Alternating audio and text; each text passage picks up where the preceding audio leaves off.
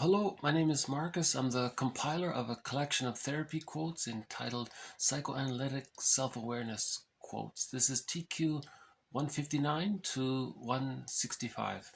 Therapy quote number 159. As Klein and Riviere observed, grieving requires the ability to hold emotional opposites in mind at the same time. So there's reference to previous videos on the defense mechanism of splitting. So the theory there was that the baby splits off and disassociates all of his difficult feelings related to the times when the mother wasn't available, and at the same time the baby created an impression of the mother as being a rejecting mother. That's the theory. So all of that got split off and disassociated and repressed. And a lot of the feelings related to that time are abandonment, depression, and so on. The times when the mother was available and loving and supportive and welcoming, all of those wonderful memories, the child has an image of his mother as being satisfying, and the feelings, of course, are feelings of being cared for and loved. So there's the splitting, but splitting precludes mourning. So in the mourning process, the person has to bring up some of those memories of when the mother wasn't around, and at the same time hold in mind the positive memories of the mother when she was around and loving, and to hold those memories. And that's the theory of mourning, that we hold both memories at the same time. The theory is splitting precludes mourning. If the split is there, the person doesn't mourn, and that can lead to complicated grief and so on. In normal development, the images of the mother that the baby has by the age of 3 sort of coalesce and come together to form a whole image of the mother. But prior to the age of 3, the theory is the baby splits the image of his mother into a rejecting mother and a satisfying mother, right? And if that doesn't, if the whole object relations doesn't take place by the age of 3 and it remains split, then as an adult, the person can have a hard time splitting. So in therapy, he gets help to bring up some of those old, to allow some of those old memories to come up, and along with his good memories and the support of the therapist and the adult consciousness. And so we hold all that together, and then the mourning can occur. That's the theory of mourning. See, when the child has a secure attachment style, he can mourn easily on his own. We're talking about when a child develops an insecure attachment style. The soul is fragmented, you see. So to heal the fragmented soul, the person holds emotional opposites in mind at the same time, right? It's difficult because no one wants to admit, as Bowlby said, nobody wants to admit that a parent wasn't available or was hurt by a parent. Or he even takes it even one step further. He says sometimes the parent, maybe secretly didn't want to have children, you see. So the feelings are going to be harder there. And no one wants to admit that that's possible, you see. So whatever the case is, to hold emotional opposites in mind at the same time, then we can mourn. Right? That's good mourning, right? M-O-U-R-N-I-N-G. Yeah. Once more. As Klein and Riviere observed, grieving requires the ability to hold emotional opposites in mind at the same time. See, if you don't do this, if you're idealizing a parent or completely devaluing them, that's the symptom of the splitting mechanism. So you can't mourn a person if you're overly attached to them, and you're overly attached to them through this idealization or this devaluation. You only mourn a realistic whole when you see the person as a regular person, then it's possible to let go. If you see them as a god or a goddess, or as the opposite of that, you're too attached. You see right? Something like that. Grief work is very hard. So some therapists say this is the they call it the working through process. In the beginning, the client tests the therapist. Is he safe? So he provokes him and tests him. And finally, the therapist passes the tests. So the client calms down. Now he begins to free associate, and they look for patterns, create interpretations, and go through the working through process. And then that leads to and then in the end they finish the work. But the bulk of it is the working through process, the mourning process. Right. So this quote 159 continues and builds on previous quotes on grief. We're just adding bit by bit as we go along. 160. Oh, here's the Bowlby quote I just mentioned. 160. Nobody wants to think that their mother never wanted them and always really rejected them. That's a tough quote. I thought I took that out, but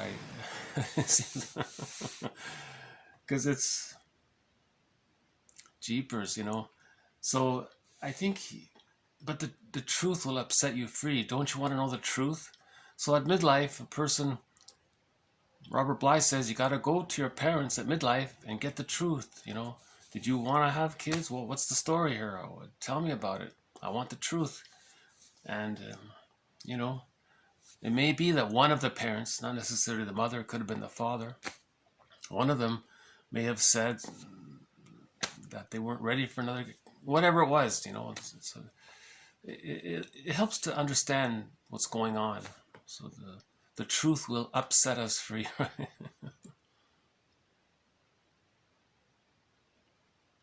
And one case study, I think from one author, the client said that his parents told him that their arrival saved the marriage. So the kid was used to keep the parents together. So that kind of led to an interpretation, and it was helpful to know that. I think that's one example. Okay, let's move on. 161. TTAQ. Give the dream a title.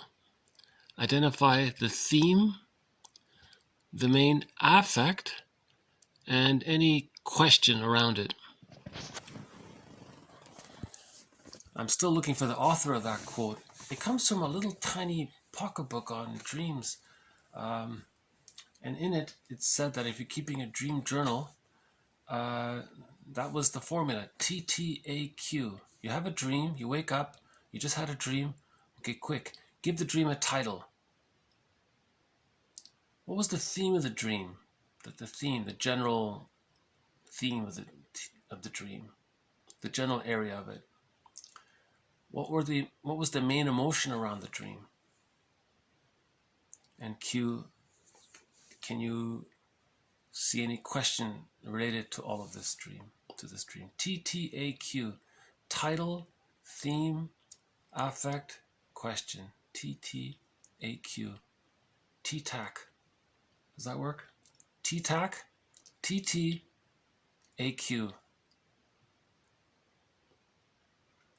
So, one therapist says that if an interpretation is accurate, if the therapist was correct in his interpretation, it can lead to a dream. And if a dream does come about, that means that the interpretation was helpful. That's the idea there.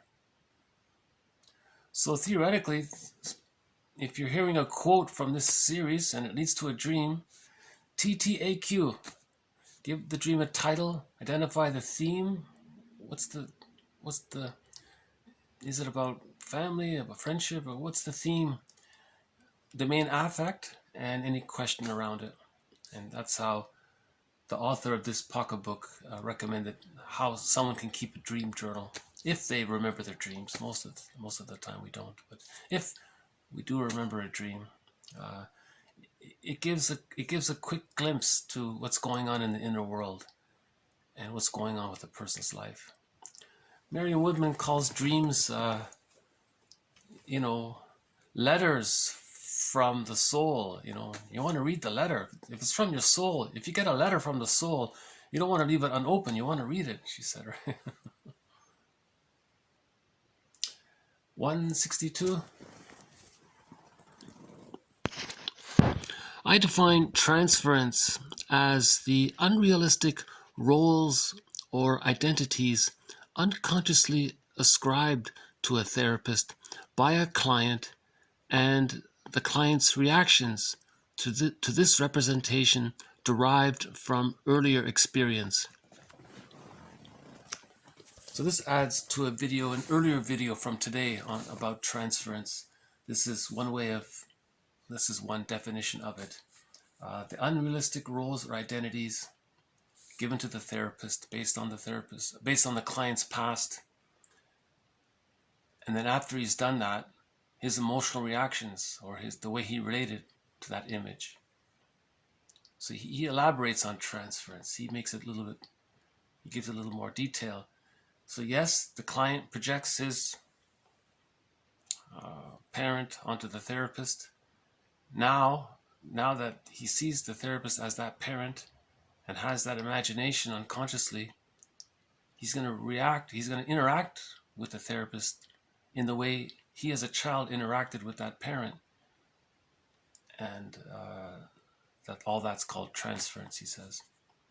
Right? And the idea is for the therapist to give an interpretation. Right?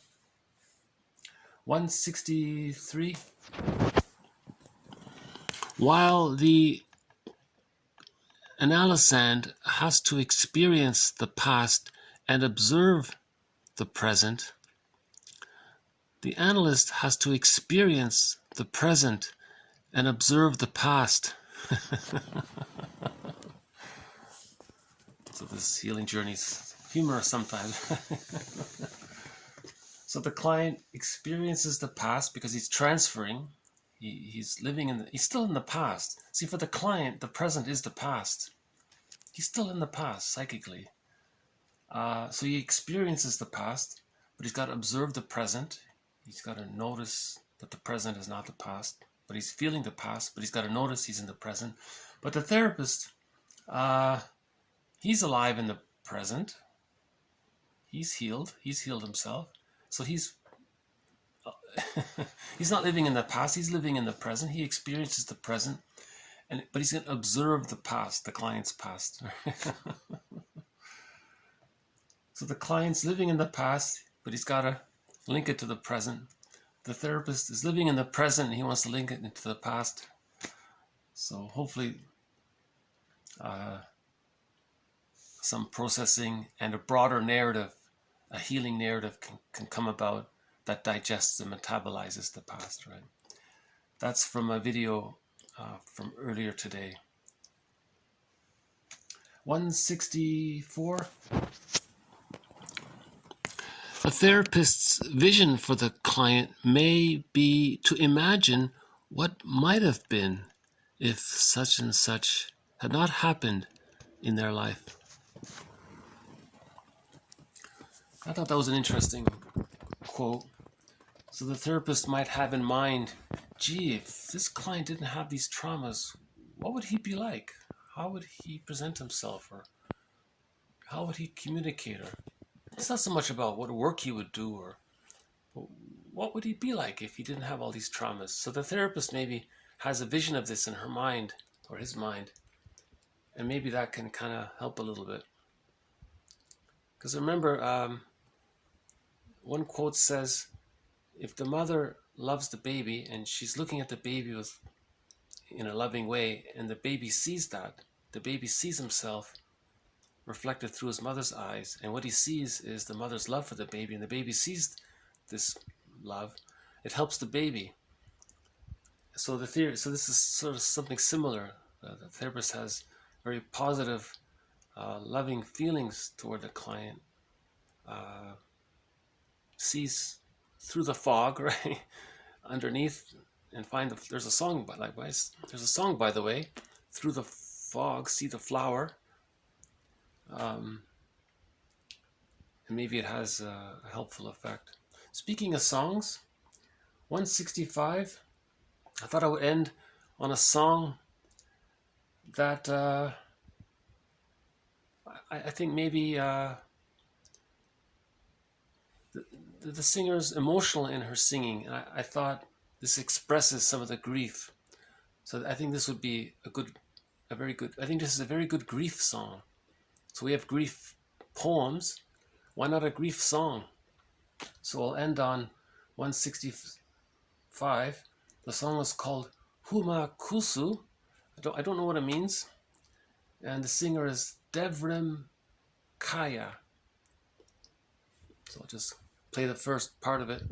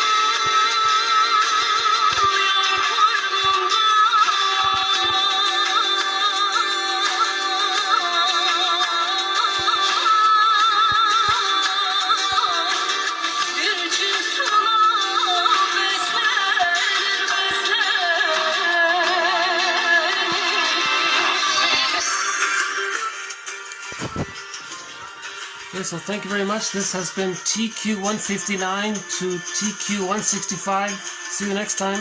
Bye for now.